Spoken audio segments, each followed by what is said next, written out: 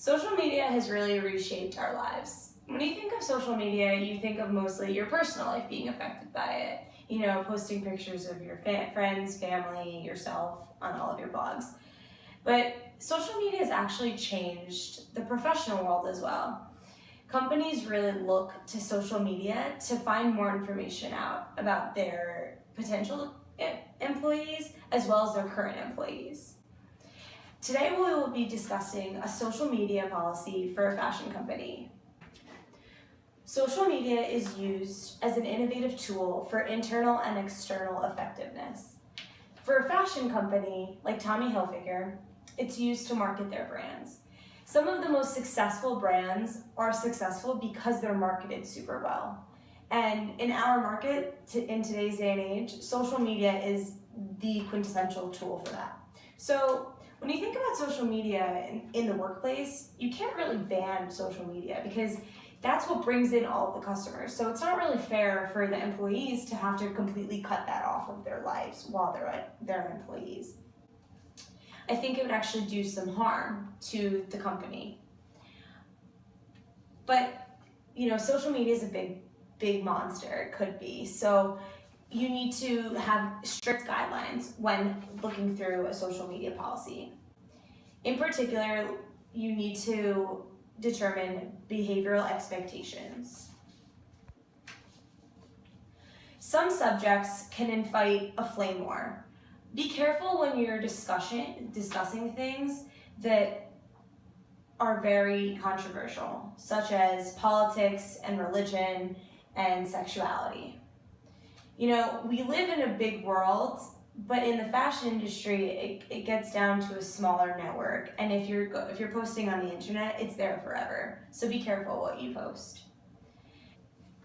The second thing to remember is that work always remains the priority. While social media does benefit the business, it's not your particular job to be on social media all the time.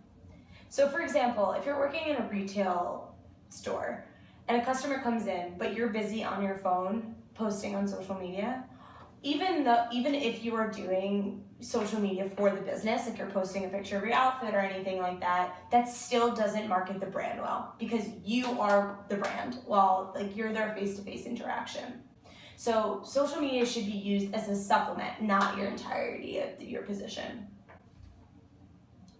Third thing, very, very important. If you mess up, if something goes wrong, if you post accidentally or someone posts an inappropriate video or picture or post on your wall, delete it and immediately go to HR about it because our HR team is the professionals. They will know exactly what to do to help you get out of that situation.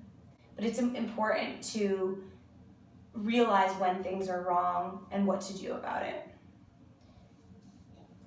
Last, and probably the most important of all, don't even consider talking about any of the financial trends that our business owns. As an employee, you have access to extremely confidential information, such as learning about when sales are happening or the sales trends that we're seeing for the year or for over budget, under budget, whatever it is that's involved in a corporation. Keep that in the walls of the corporation. Lastly, it's important to address contextual expectations for your employees. It's important to help your employees understand the context in which they are engaging these customers. Suggest a conversational viewpoint. Pretend that the posts that one posts are it's like having a conversation with the customer. Since that is what the customer sees, that's the perception that they're going to get of the company. So it's important to add value into those posts. Make sure your posts add to the conversation. Promote the company's goals and values. For example, if a customer tweets at you and says that there was something wrong with their shipment, an employee can say, "Oh, I'm really sorry for the mistake. Let me get that shipment back out to you." That not only addresses the issue, it also just shows the culture that we have, how we put our customers first and we'll do anything to fix any of their problems.